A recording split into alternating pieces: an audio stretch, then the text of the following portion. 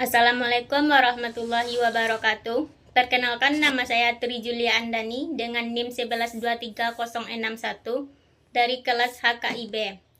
Dalam video kali ini, saya akan membahas podcast Bapak Salman yang berjudul "Tidak sah bercerai kecuali di pengadilan agama". Masih banyak masyarakat yang menganggap bahwa perceraian cukup dilakukan dengan ucapan talak di rumah, lewat pesan WhatsApp atau surat pernyataan sederhana.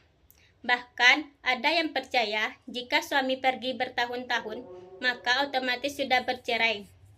Padahal menurut hukum di Indonesia dan ketentuan yang berlaku dalam Islam di negara ini, perceraian hanya sah apabila diputuskan melalui pengadilan agama.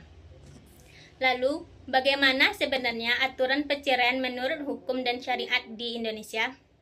Oleh karena itu, mari kita bahas penjelasan dari Bapak Salman dalam podcast beliau. Yang mana dalam penjelasan dari Bapak Salman itu ditegaskan bahwa perceraian bagi umat Islam harus diproses melalui pengadilan agama. Artinya, talak yang diucapkan di rumah meskipun disaksikan keluarga atau diucapkan berkali-kali tidak dianggap sah secara hukum negara. Beliau juga dengan perceraian melalui tulisan, surat atau pesan digital seperti WhatsApp, semua itu tidak memiliki kekuatan hukum apabila tidak diproses melalui pengadilan.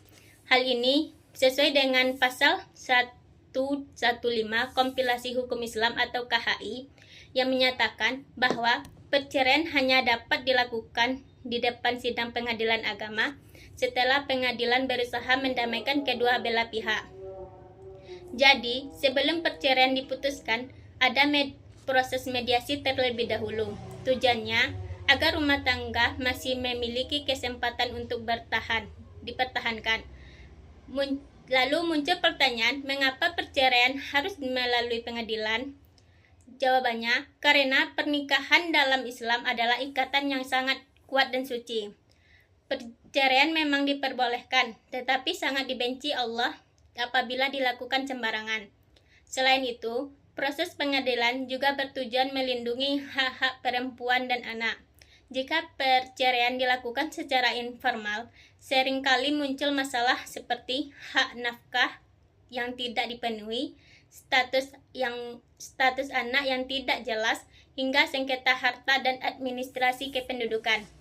Dengan adanya putusan pengadilan dan akta cerai resmi, maka status hukum menjadi jelas dan hak semua pihak dapat terlindungi. Bapak Salman juga menjelaskan bahwa banyak masyarakat salah memahami isi buku nikah, terutama tentang taklid talak. Sebagian orang mengira jika suami meninggalkan istri selama 2 tahun, maka otomatis terjadi perceraian.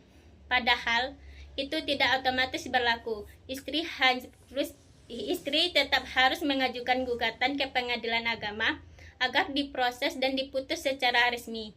Beliau juga menegaskan bahwa aturan ini merupakan hasil ijtihad para ulama di Indonesia yang disesuaikan dengan kondisi masyarakat modern dan telah diperkuat oleh peraturan pemerintah serta jurisprudensi Mahkamah Agung.